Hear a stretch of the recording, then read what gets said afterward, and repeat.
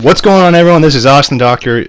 Oh, yeah, I'm doing another review, as I said. This is High School DxD Hero, and the newest episode, it was a roller coaster. I mean, man, it was so beautiful, this episode. But let's get to the beginning. We see that Issei, Kiba, Rias, basically the entire Grimmery family is putting on a show in the underworld, and Issei obviously is doing his Opie Dragon thing, and he's supposed to be saving Rias from Kiba as he's playing the villain, and it's kind of, the fight that was going on was almost like the previous battle with So-So, because Issei just raises his hands, summon Opie!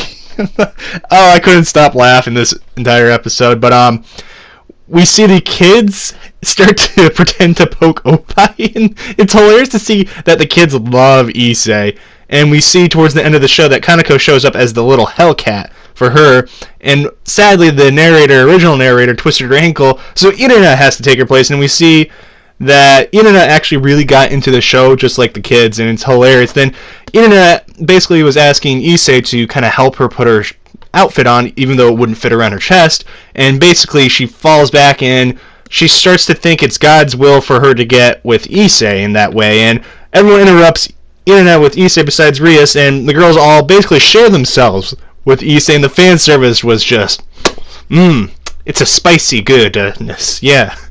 But Rias obviously shows up and stops everyone, and poor Issei, man, he would have had the lifetime of his, lifetime, yeah. I just used those two words again. And we see that there was this little fan of Issei that was kind of crying because he didn't get the tickets to go to his event, and Issei actually goes out of his way and actually talks to him and say, don't cry, you need to be strong enough to protect the women. And it touched me in the heart there, especially that Rias was talking about. Then we actually see Milkis again, finally, with Rias' mother, and we hear that Rias' family, the Grimmery family, is using Issei's Opie Dragon as a way to make money so they can help the underworld out. And Rias' mother tells Issei to stop calling her, the president's mother, and to call her like mother-in-law, and not to call Rias, president, to call her actually Rias.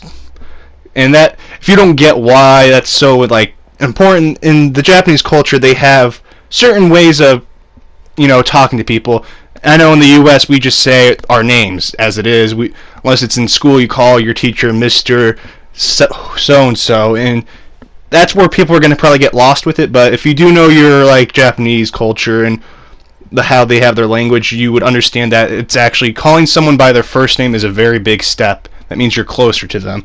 But enough of that lesson. It's kind of funny that Issei does not really realize that he's getting married to Rias. It's kind of funny, as I said. He's kind of dense. Then we actually see Ravel finally showing up to the school that Issei's at, and Issei and Rias ask Kaneko to help Ravel, and they don't get along. It was hilarious. She called Ravel, I think, a pathetic fried chicken, and they keep calling each other names. I think Ravel called the good old Kaneko a pathetic Nekomata, and it was just back and forth, and it was funny. And then we see that the club is working on a haunted house for the upcoming festival, which they don't have many days left for.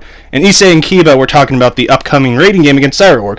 And we see that Saisel comes and talks to Drag about how he has to get a counselor after Issei. And I couldn't stop laughing because anytime Issei uses the word boobs or anything, or Opie, he starts to break down. I couldn't stop laughing. It was hilarious. It had its thing. Then we actually finally learn a little bit because Issei and Rias were getting summoned to go to somewhere that Sairorg, his butler, called them for, and we hear that Sairorg's family carries the crest of the line, which makes sense for what Sairorg is, and we actually meet Sairorg's mother, and we learn the backstory of what happened to her, and we learn that Sairorg is a big kind of failure to the family because he didn't inherit the power of destruction, which we already knew from Born, and his mother actually fell into a sickness which is called demonic sickness, which is extremely rare. And Issei's power is actually supposed to be very useful. That's what they were saying, and they were trying to use his booblangle to talk to her while she was asleep. And sadly, it didn't work, and Sairorg actually is a bro, honestly, and he thanked Issei for what he did, and after that, we just kind of... I actually really love Sairorg. He's such a bro because he's like, don't let it affect our fight. I want to fight you head on because that's my ambition. And Issei was talking about his ambition of how he wants to be a high-ranking devil. And it's just... I loved it, honestly, and I couldn't ask more for a better character. And honestly, Sairorg is so much more likable than what the Team K did. But at the end, we see Rias fall deeper and deeper in love with Issei. And honestly, overall, this episode was amazing. I can't wait for the next episode, which is probably coming out next week. But yeah, overall, this episode was amazing, honestly, and I kind of want to rewatch it because there's nothing wrong with DxD, and the animation, I don't know if people are picking it up, it's actually almost identical to TNK. I know that people are going to get pissed. The only difference is they have a little extra curves. That's it. TNK almost had it to how the actual manga and light novel are, but that's the only difference I've been picking up that people have been getting irritated about. And quite honest, it has its comedy, its fan service, and its action that we all love. And I can't ask for a better, really a better season, and I can't wait. I really can't wait. Even though we only have, sadly, after episode 8, 4 more episodes. Yeah, the sad times are coming, boys. Prepare for it. But anyways, guys, this is Austin Doctor saying out. Peace.